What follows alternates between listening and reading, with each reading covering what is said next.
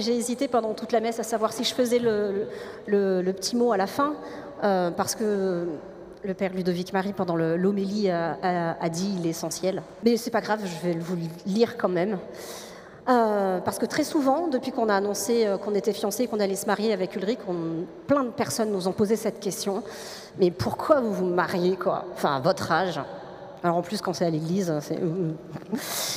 Comme si on voulait réparer ou effacer les mariages ratés d'avant, comme si on voudrait tout recommencer et prouver qu'on en est capable. Mais pas du tout. On a embrassé pleinement nos vies d'avant et on est fiers de nos 4 enfants. On ne cherche pas à faire ce qu'on appelle une famille recomposée, mais plutôt que notre couple puisse recomposer avec nos familles respectives. Alors pourquoi ce mariage? Je vais vous témoigner mon chemin, qui a été parsemé d'embûches comme tout le monde. Et j'ai eu l'habitude de dire pendant des années, je ne suis pas croyante, mais j'ai la foi. Je sais qu'il y a quelque chose de plus grand que nous.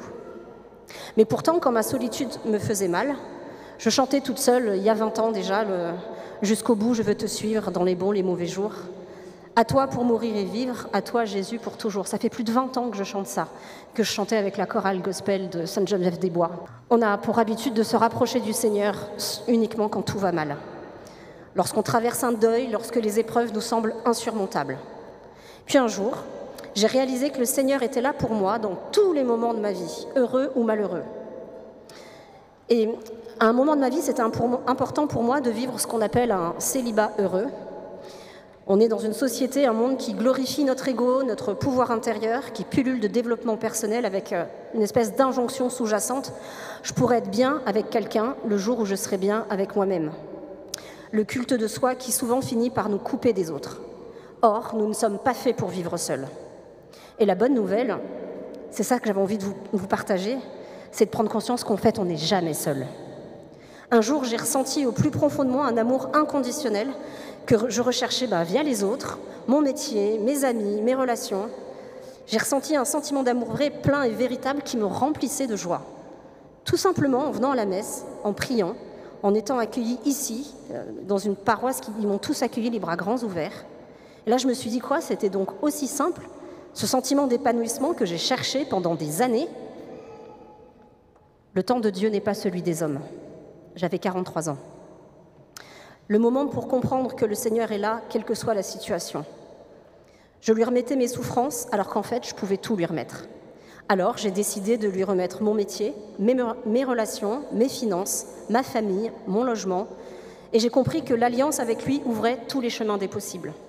J'ai arrêté les applications de rencontres et je lui ai dit « Je te remets, Seigneur, ma vie affective. Je te fais confiance et je lâche prise. » Je sais que la vie est semée d'embûches.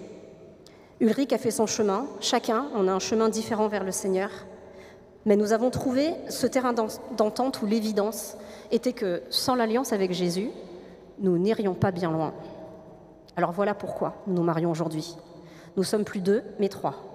Nous souhaitons que notre amour rayonne encore plus pour qu'ensemble, chaque jour, on devienne une meilleure version de soi-même pour répandre cet amour inconditionnel de Dieu autour de nous. Pas devenir meilleur pour nous-mêmes, mais aussi pour les autres, pour nos enfants, pour nos proches, nos amis, nos collègues. Aujourd'hui, j'ai l'intime conviction que nous sommes sur Terre pour faire l'expérience de l'amour incarné, sous toutes ses versions, sous toutes ses formes. Jésus a donné sa vie pour nous, pour chacun d'entre nous, pour toi qui es là, assis dans cette église. Il est mon sauveur, notre sauveur, qui ne veut que notre bien.